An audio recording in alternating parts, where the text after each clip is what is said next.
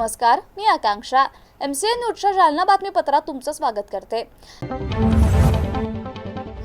या बातमीपत्राचे प्रायोजक आहेत संजीवनी मल्टी स्पेशालिटी हॉस्पिटल. आपल्या आरोग्याची संजीवनी. The skill to heal, the spirit to care. Dnyan Sanjeevani foundation school शैक्षणिक वर्ष 2026-27 साठी प्रवेश सुरू.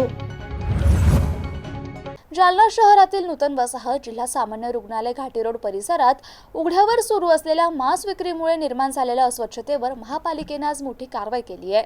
दुर्गंधी नाल्यात टाकला जाणारा टाकाऊ मांस आणि मोकाट कुत्र्यांच्या वाढत्या त्रासामुळे नागरिकांमध्ये भीतीचं वातावरण निर्माण झालं होतं.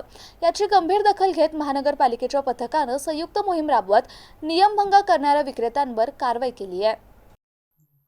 महापालिका आयुक्त अंजली शर्मा यांच्या आदेशानुसार उपायुक्त त्र्यंबक कांबळे, स्वच्छता सभापती कपिल भुरेवाल यांच्या नेतृत्वाखाली कारवाई करण्यात आली आहे. नूतन वसाहत परिसरात अनेक ठिकाणी अधिकृत परवाना नसताना उघड्यावर मांस विक्री सुरू असल्याचं आढळून आलं. तसेच काही विक्रेते टाकाऊ मांस दुकानासमोरील नाल्यात टाकत असल्यामुळे परिसरात तीव्र दुर्गंधी पसरत होती. त्यामुळे मोकाट कुत्र्यांचा वावर वाढून नागरिक, विशेषतः लहान मुलांवर हल्ल्याच्या घटना घडत असल्याच्या तक्रारी समोर आल्या होत्या. या पार्श्वभूमीवर महानगरपालिकेच्या पथकाने JCB, एक टिप्पर आणि स्वच्छता कर्मचाऱ्याच्या मदतीने उघड्यावर उभारलेले शेड तसेच अतिक्रमण हटवलं. त्यासोबतच नियमांचं उल्लंघन करणाऱ्या 10 ते 18 मांस विक्रेत्यांवर दंडात्मक कारवाई करून पावत्या देण्यात आल्या. यावेळी स्वच्छता सभापती कपिल भुरेवाल यांनी मीडियाशी बोलताना सांगितलं की सर्व मांस विक्रेत्यांनी बंदिस्त आणि स्वच्छ पद्धतीने विक्री करावी. नियमांचं पालन न केल्यास पुढील वेळी संबंधित दुकाने सील करण्याची कठोर कारवाई केली जाईल. या कारवाई मोहिमेत स्वच्छता सभापती कपिल भुरेवाल, उपायुक्त त्र्यंबक कांबळे, कर अधीक्षक राहुल देशमुख, नगरसेवक शशिकांत गुगे, अतिक्रमण निर्मूलन पथक प्रमुख सॅमसंग कसबे, स्वच्छता निरीक्षक अरुण वानखेडे, शोएब खान, श्रावण सराटे, राजू कांबळे तसेच इतर स्वच्छता कर्मचारी उपस्थित होते. सार्वजनिक आरोग्य आणि स्वच्छता अबाधित ठेवण्यासाठी महापालिका प्रशासनाने मोहीम हाती घेतली असून नियमांचं पालन न करणाऱ्यांवर यापुढेही अशाच प्रकारे कडक कारवाई सुरू राहणार असल्याचं स्पष्ट करण्यात आलंय. की आज काही उघड्यावर जे मांस विक्रेते त्यांच्यावर काही मोहीम राबवली. काय मोहीम राबवली?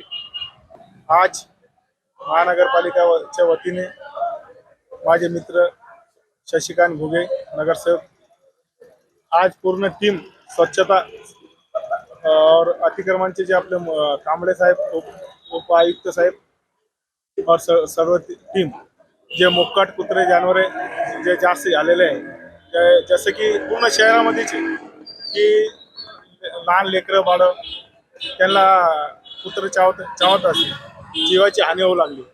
म्हणून आज मटन चिकनची जे दुकान आहे और माझ्या सगळ्या शहरावासीला जितकी बी मटन शॉप दुकान आहे त्यांना मी आवाहन करतो की त्यांनी सगळ्याला आपल्याला नियममध्ये काच वगैरे सिस्टीममध्ये ते बी जो कट करायची पद्धत आहे तिथं कट करावी नाही पाहिजे. और माझ्या इतकी विनंती आहे त्यांच्याकडून की सगळं नियमामध्ये प्रमाणे केलं तर बरं आहे, नाही तर जे मोहीम हे सुरू राहणार आहे. दुकानावर कारवाई केली आज रोजी. आज नूतन वसाहत परिसरात घाटी रोडवर करीब 8-10 दुकानात बंद करण्यात आले. काय सूचना देण्यात आल्या? त्यांना आज सूचना देण्यात आलेली आहे की जे लहान लेकरं बाळे ते मटणची घाण इकडे रोडवर फेकत आहे, म्हणून त्यांना विनंती करून वारंवार तक्रार देऊन ते म्हणून ऐकत नाही होते, म्हणून आज मोहीम राबवण्यात आलेली आहे.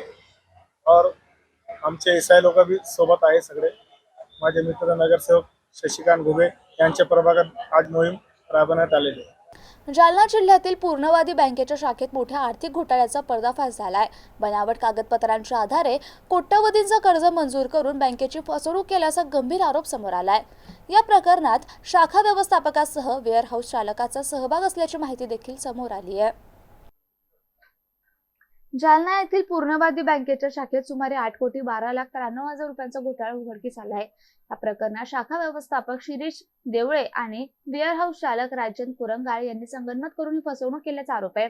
मिळालेल्या माहितीनुसार आरोपीने बनावट वेअरहाऊस पावत्या तयार करून त्यावर कर्ज मंजूर करून घेतलं. विशेष म्हणजे प्रत्यक्षात कोणताही माल साठवलेला नसताना कागदपत्रांच्या आधारे कर्ज वितरित करण्यात आलं.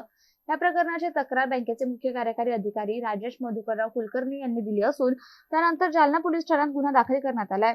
तपासात असे समोर आले की आरोपीने 4 जून 2025 ते 16 सप्टेंबर 2025 या कालावधीत विविध बनावट कागदपत्रांचा वापर करून अनेक खात्यांवर कर्ज मंजूर केले. याशिवाय तारण मालाचा कोणताही ठोस पुरावा नसतानाही कर्ज मंजूर केल्यामुळे वरिष्ठ अधिकाऱ्यांच्या निर्देशानंतर या संपूर्ण व्यवहाराची चौकशी सुरू करण्यात आली। या प्रकरणात बनावट कागदपत्रांच्या आधारे मोठ्या प्रमाणात फसवणूक करण्यात आली आहे। संबंधित आरोपींवर विविध कलमान्वये गुन्हा दाखल करण्यात आला असून पुढील तपास सुरू आहे। दरम्यान या घोटाळ्यामुळे बँकिंग व्यवस्थेवर प्रश्नचिन्ह निर्माण झालं असून या प्रकरणात आणखी कोणाचा सहभाग आहे का याचा तपास पोलिसांकडून केला जातोय। या सर्व प्रकरणी मुख्य कार्यकारी अधिकारी राजेश कुलकर्णी यांच्या फिर्यादीवरून कदीम जालना पोलीस ठाण्यात कुरंगळ आणि देवळे या दोघांविरोधात गुन्हा दाखल करण्यात आला असून पुढील तपास आर्थिक गुन्हे शाखेकडे वर्ग करण्यात आल्याची माहिती पोलीस निरीक्षक जनार्दन शेवाळे यांनी दिली आहे। पूर्णावती बँक जी आहे या आपल्या हद्दीमध्ये आहे, या संदर्भात काही गुन्हा दाखल झालाय का? फिर्यादी राजेश मधुकर कुलकर्णी, वय 52 वर्ष, हा मुख्य कार्यकारी अधिकारी पूर्णवादी नागरी सहकारी बँक बीड याचे कर्मचारी असून त्यांनी काल आरोपी रामचंद्र सकाराम कुरुंगळ, पंचमुखी वेअरहाऊस आणि 2 नंबर शिरीष कमलाकर देवळे, हा ब्रँच मॅनेजर आहे पूर्णवादी बँकेचा, याच्या विरोधात यांनी वेअरहाऊसची बनावट कागदपत्र तयार केली आणि 2 नंबर आरोपी याने आपल्या पदाचा गैरवापर केला आणि बँकेचे 8,12,93,640 रुपयाची फसवणूक करून बँकेचा मौल्यवान दस्तावेज याचा अपहार केल्याबाबत गुन्हा दाखल आहे। या संदर्भाने पोलीस स्टेशनला अपराध क्रमांक 165/26 कलम 316(2), 318(2), 336(3), 338, 340, 61(2), 35 BNS अन्वये गुन्हा दाखल आहे आणि याचा तपास आर्थिक गुन्हे शाखेचे API मिथुन घुगे करीत आहे। जालना शहराजवळ असलेल्या दरेगाव येथील वन विभागात 17 एप्रिल रोजी कैलास दत्तू पवार यांचा निर्घृणपणे खून करून मृतदेह दरेगाव जंगलात फेकला होता।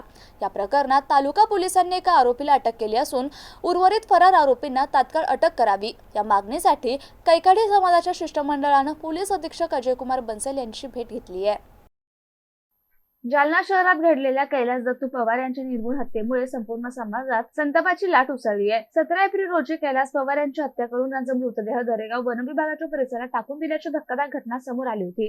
या प्रकरणात पोलिसांनी विकी मंडळे या आरोपीला ताब्यात घेतलं असलं तरी अजूनही अन्य आरोपी फरार असल्यामुळे नागरिकांमध्ये तीव्र नाराजी व्यक्त होतीये। दरम्यान आज कैकाडी समाजातील महिला, पुरुष आणि कैलास पवार यांच्या कुटुंबियांनी जिल्हा पोलीस अधीक्षक अजयकुमार बन्सल यांची भेट घेतली। यावेळी त्यांनी स्पष्ट शब्दात मागणी केली की फरार आरोपींना तात्काळ अटक करावी आणि त्यांच्यावर कठोरात कठोर कारवाई करून फाशीची शिक्षा द्यावी। जर आरोपींना लवकर अटक झाली नाही तर मोठे आंदोलन छेडण्याचा इशारा देखील कैकाडी समाजाच्या वतीने देण्यात आलाय। आता पोलीस प्रशासन या प्रकरणात कितपत वेगानं कारवाई करते हे पाहणं महत्त्वाचं ठरणार आहे। अंबड तालुक्यातील साष्ट पिंपळगावमध्ये महसूल प्रशासनानं धडक कारवाई करत अवैध वाळू साठा जप्त केलाय। थेट बीड जिल्ह्याच्या हद्दीत जाऊन केनी उद्ध्वस्त केल्याने वाळू माफियांमध्ये एकच खळबळ उडाली आहे। अंबड तालुक्यातील मौजे साष्ट पिंपळगाव येथील वाळू घाट क्रमांक 1 आणि 2 वर महसूल प्रशासनानं बुधवारी अचानक धाड टाकली।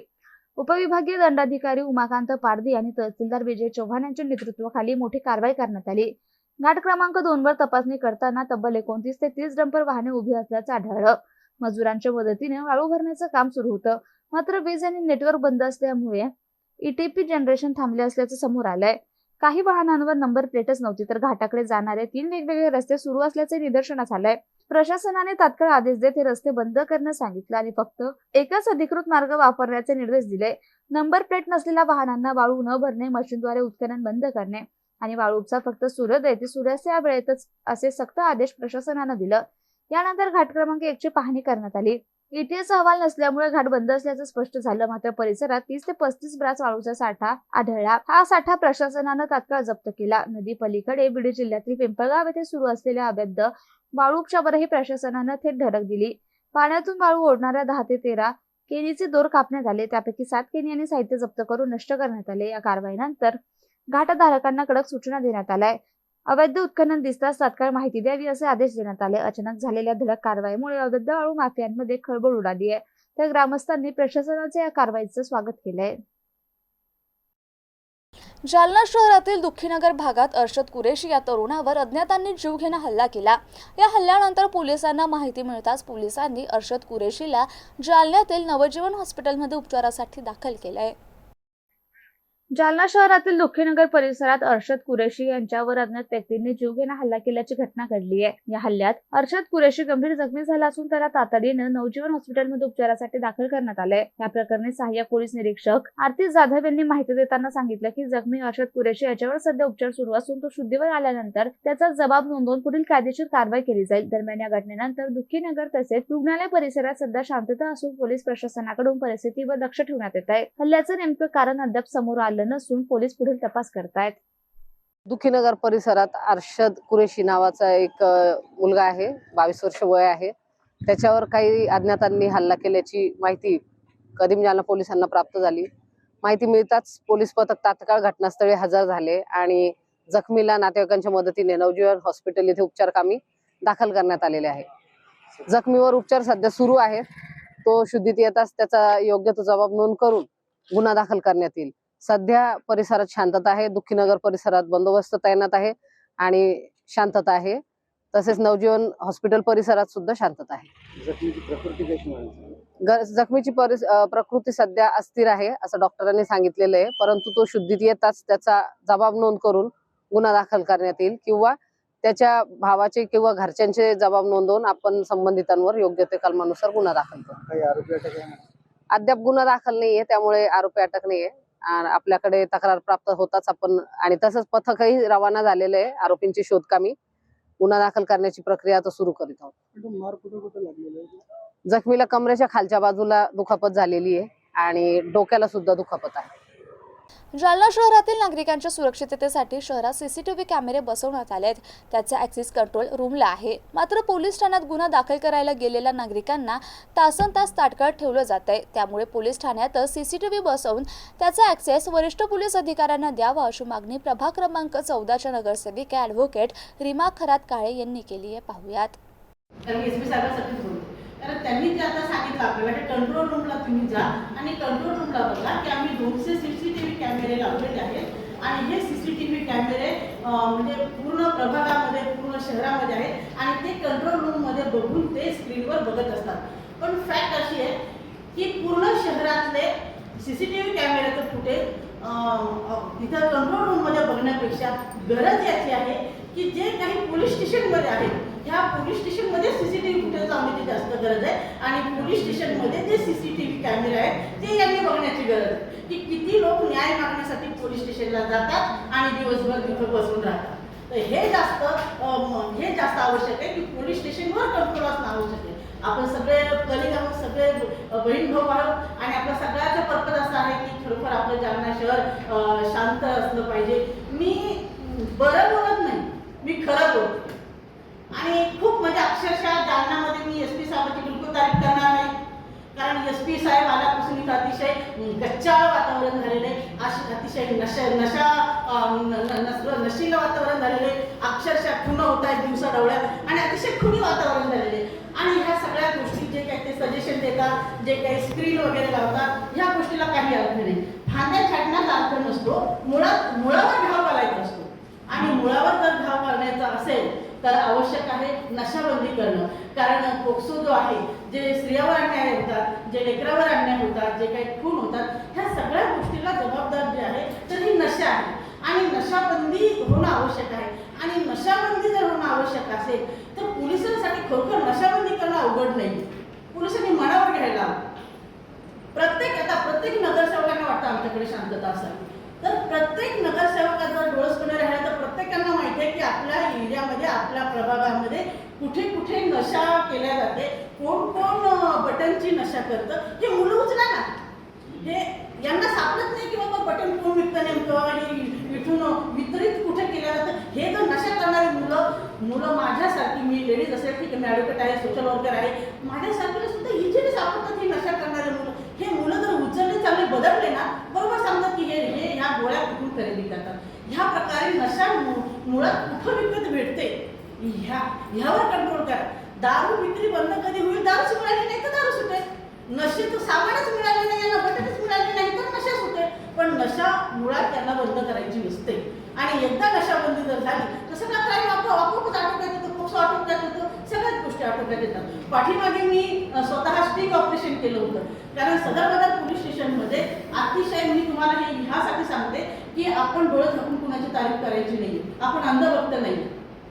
आणि मी पूर्वीपासून रोज एस पी ऑफिसला असते, रोज आय ऑफिसला असते, कारण स्टिंग ऑपरेशन मी स्वतः केलं होतं. सदर बाजार पोलीस स्टेशनच्या भागामध्ये जो काही जुगार, मटका, सट्टा जो काही भयानक चालतो, सांगून थकले की जुगार बंद करा, मटका बंद करा सरतुर्ग पोलीस स्टेशनच्या हद्दीतला.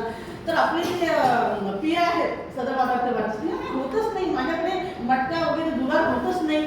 तर त्याच्यानंतर मी स्वतः तिथं स्टिंग ऑपरेशन केलं, कॅमेरा लावला, कॅमेरा लावून तिथं जाऊन जिथं जुगार अड्डे चालतात तिथं जाऊन अक्षरशः ते स्टिंग ऑपरेशन करून त्यांना दाखवून दिलं की हा सूर्य आणि हा जैन हे असे जुगार अड्डे चालतात, हे नक्कीच थांबवायला पाहिजे. परंतु प्रश्न कसा होता, जुगार अड्ड्याकडून ह्या लोकांना कसं आहे, माझं डोळे बंद करून दूध पितं, माझं वाटतं कुणाला दिसत नाही, पण ते सगळ्यांना दिसत असतं.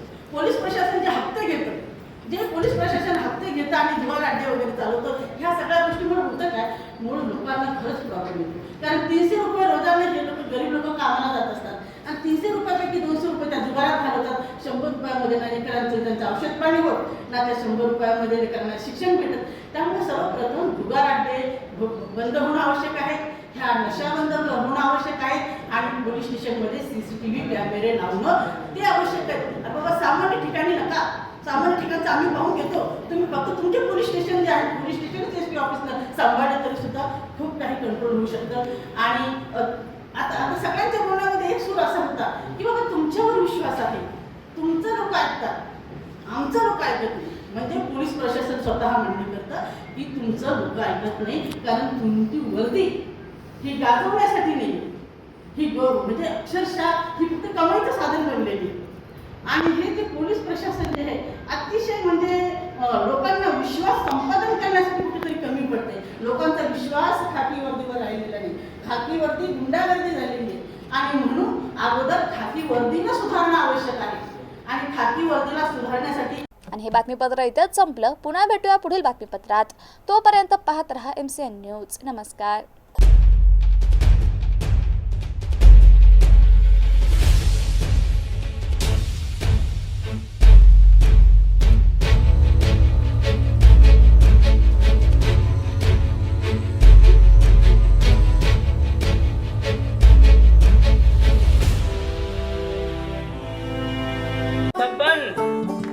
आपको कलेक्टर साहिबा के हाथों से इनामी घर मिल रहा है।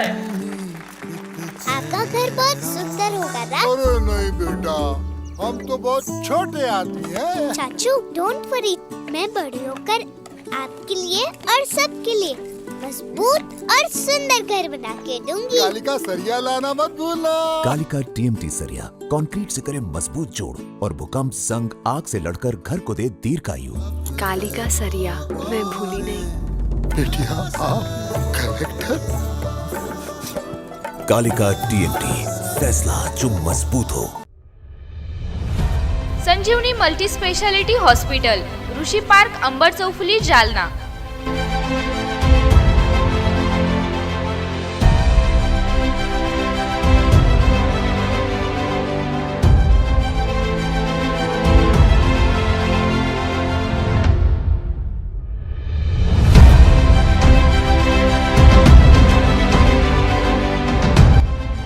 महात्मा ज्योतिबा फुले जन आरोग्य योजना आणि प्रधानमंत्री जन आरोग्य आयुष्मान भारत योजना उपलब्ध.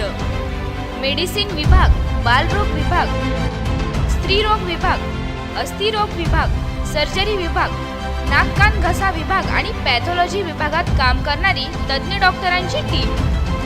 उपलब्ध सुविधा ICU, NICU, जालना शहरातील अद्ययावत Ultima of 100 with stent boost cath lab. Modular operation theatre, dialysis विभाग, cardiac care unit, CCU, angiography सुविधा, एंजिओप्लास्टी सुविधा, 24 तास अत्यावश्यक सेवा आणि कार्डियक ॲम्ब्युलन्स उपलब्ध.